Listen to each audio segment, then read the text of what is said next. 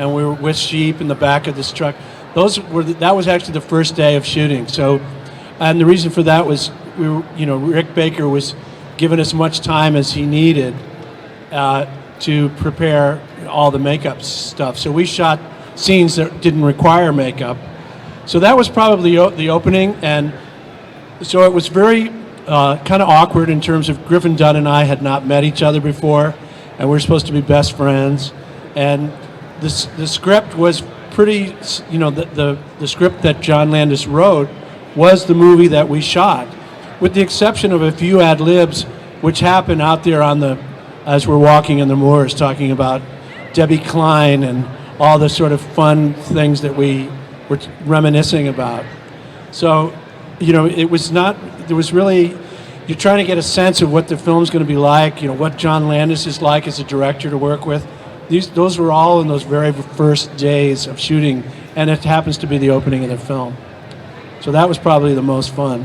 Then we're in the wolf cage, of course, and that was one of those things where I said, look, you can't really tame wolves. They go, they're not tame, but they've been fed. I went, oh, well, that's always good to know. And so I said, this is going to be a one-take situation. I'm going to wake up, see the wolves, and they go, yes, we want you to scale this cage and go out the back. I went, oh, that's going to be great. So that was a one-take kind of a situation. I had to see how they were going to do this. They had cameras mounted on all these buildings, Piccadilly. Action, all these cars come flying into Piccadilly Circus and crash into each other. And then you hear, cut, cut, cut. And they go, that's a wrap. And then all the cars just disappeared within minutes. It's like, did that really happen? Did we just see that? You go, yeah, that was the scene. So that was the master. And then they built a set to look like Piccadilly and did all those inserts where you see people getting hit and crashed and so on. But that was one of those scenes that we stole on the British Film Commission, which we're very happy about, of course. So, any other questions? Hey, yes, we got one more here. How you doing? The role, you got it, obviously, but who else was up against to get that role? Who else? To play your role, a lot of times actors... Well, John Landis was very well known from his success with Animal House, the Blues Brothers. So he could, he was interviewing guys all over the place, East Coast, West Coast. It so happened the day that I got a chance to meet him, it was set up through my agents, and I didn't really know how this was going to go, if there's going to be a screen test or what have you. I just went to John's office at Universal Studios, and I was waiting in his office, and in walks this guy in jeans, and he's just like a contemporary. We're about the same age, and we sat down and talked about, all kinds of stuff. And he had a script. He goes, "Here, I want you to read this script and call me tomorrow." He writes his office number on the script. I still have that script, and I read it, and you'd be reading. It says, David transforms into a werewolf. Turn the page. Oh, and let's see what the next scene's about. So there wasn't a lot of detail. It was just the screenplay. Called him the next day. He goes, "So do you want to be a werewolf? Do you want to be one?" I mean, that was really, literally that. I wouldn't say easy because it was a long interview, but there wasn't a whole lot more for me to do other than to get right over to Rick Baker's office. Or Rick Baker had rented this space to do all the preliminary makeup because he needed the guys who were playing the two roles, David and Jack, as soon as he could. This was before we even started shooting the film. He needed us to start doing the makeup. And as I said, I went to his shop and he asked me, what I was playing. I said, "David," he goes, "I feel sorry for you. We're going to be doing molds of your arms and your legs and your head." And I found out what that was going to be about. And that's where the fun started. And then a couple of months later, we went over to England, shot the movie in like 10 weeks.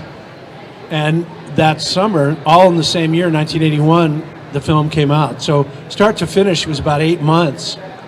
And the movie was released. And then the Academy, seeing Rick Baker's work, created the category for Best Best Special Makeup Effects and awarded Rick his first of what I think is now 7 Academy Awards. I had a question about, I guess, your interactions with Jenny Gutter. Was there, how did you, I guess, get into the scene where you meet and Well, then you form it started a romantic with interest? yeah. How was that? It starts with dinner and a movie, right? Isn't that how normal? No, Jenny was one of the actresses that John was going after to play the role, and he cast everybody. He cast us first, Griffin and myself, and then was waited to get to England to cast all the other parts, all the guys in the pub, and all the other actors. And Jenny was someone that he had in mind. But I hadn't met her until she came on the set and we shot a scene. I think one of the first scenes we shot were, I think it was just like riding in the cab when I discover I could be the werewolf that was in the paper, and we have this interaction. So we hadn't really done anything exciting, so to speak. But she was a real a pro, and it turned out.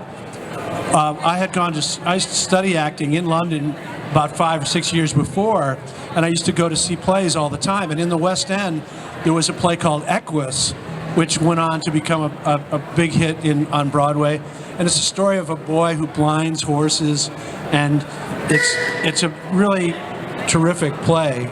And there's a scene where he meets one of the girls that rides horses at this farm. And they had this love scene on stage, which I saw at the National Theater. And I went, wow, that's crazy. And I happened to look at Jenny's credits. She was the girl in Equus that I had seen as a student.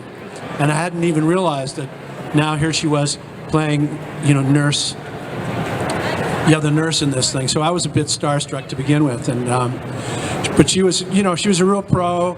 She was a good sport, too, because you got to imagine, it was John Landis, and Rick Baker, Griffin Dunn, and me, making this movie, and Jenny's really the only female lead in it, and she was quite a good sport about it all, I have to say. And no, I haven't seen her since. You think you're going to stay in touch, or people will have a reunion, and there have been like 20 years, 30 years. Last year was our 40th reunion, if you can imagine, of the film, and the only times that we'd get together were during a release of a DVD or something, some major, release that Universal had, which was the last time that we all got together was, I think, the 20th anniversary with Jenny, and we were in London and John and Griffin and I.